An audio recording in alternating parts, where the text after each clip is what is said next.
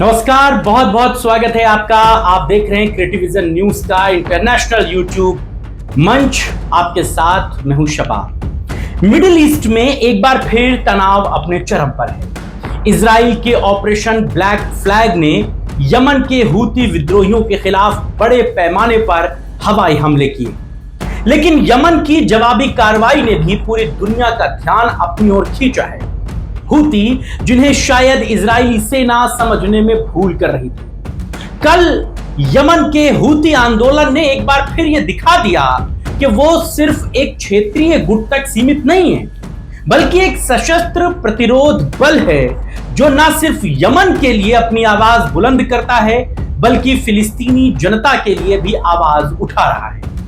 7 जुलाई 2025 को शुरू हुआ इजराइल का ऑपरेशन ब्लैक फ्लैग यमन के हूती नियंत्रित क्षेत्रों पर केंद्रित था।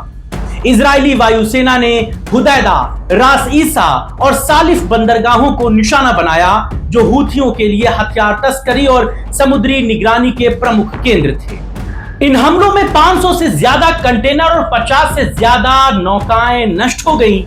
इसके अलावा रास कनाती पावर स्टेशन, जो इब और ताइज शहरों को बिजली सप्लाई करता था, वो भी क्षतिग्रस्त हो गया।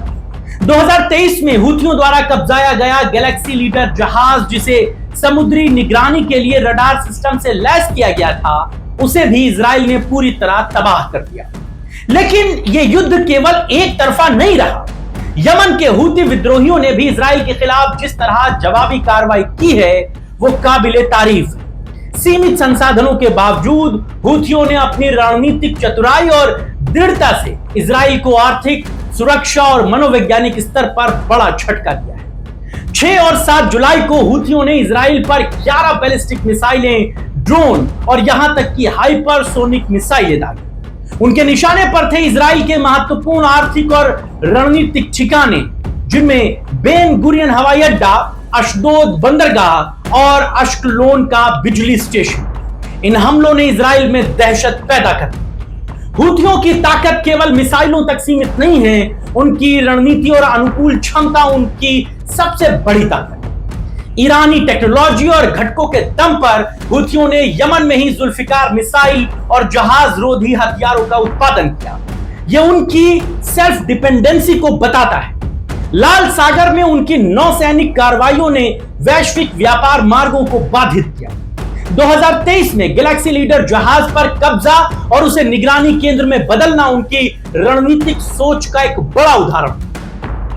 हूती सैन्य प्रवक्ता यहिया सारी ने स्पष्ट शब्दों में कहा है कि हमला इजराइल द्वारा यमन पर किए गए हवाई हमलों की जवाबी कार्रवाई था।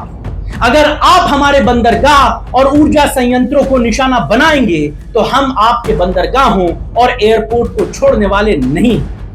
सारी का यह इजराइल को 2 टूक अल्टीमेटम था। हूती आंदोलन खुद को केवल एक यमनी संगठन नहीं मानता, बल्कि पूरे इस्लामी जगत की ओर से अत्याचार के खिलाफ खड़ा एक मोर्चा समझता है। हालांकि इस संघर्ष की कीमत यमन को बड़े पैमाने पर चुकानी पड़ रही है। हुदैदा जैसे बंदरगाहों की क्षति ने मानवीय सहायता की आपूर्ति को प्रभावित किया है, जिससे यमनी जनता के लिए संकट गहरा गया है। फिर भी हूतियों की मजबूत और रणनीतिक जवाबी कार्रवाइयां इस बात का सबूत हैं कि सीमित संसाधनों वाला छोटा सा समूह भी एक ताकतवर देश को चुनौती दे रहा है। पिछले सप्ताह इजराइल ने यमन के हुदैदा, रसीसा और सलीफा बंदरगाहों पर हवाई हमले किए, जिससे यमन की अर्थव्यवस्था और नागरिक आधारभूत ढांचे को बड़ा नुकसान पहुंचा। इजराइल का यह कदम अंतर्राष्ट्रीय कानूनों के उल्लंघन के रूप में देखा गया, क्योंकि यमन ना तो इजराइल के साथ युद्ध में था और ना ही उसने पहले हमला किया। इसके बावजूद हूथी संयम बरतते रहे, लेकिन जब मैजिक सीज नामक एक व्यापारी पोत पर हुए विवादास्पद हमलों के बहाने यमन पर हमला हुआ, तो हूथियों के पास जवाब देने के अलावा कोई दूसरा विकल्प नहीं था। इस बीच अमेरिका ने इराक स्थित अल असद सैन्य ठिकानों पर अपने एयर डिफेंस सिस्टम को भी सक्रिय कर दिया है।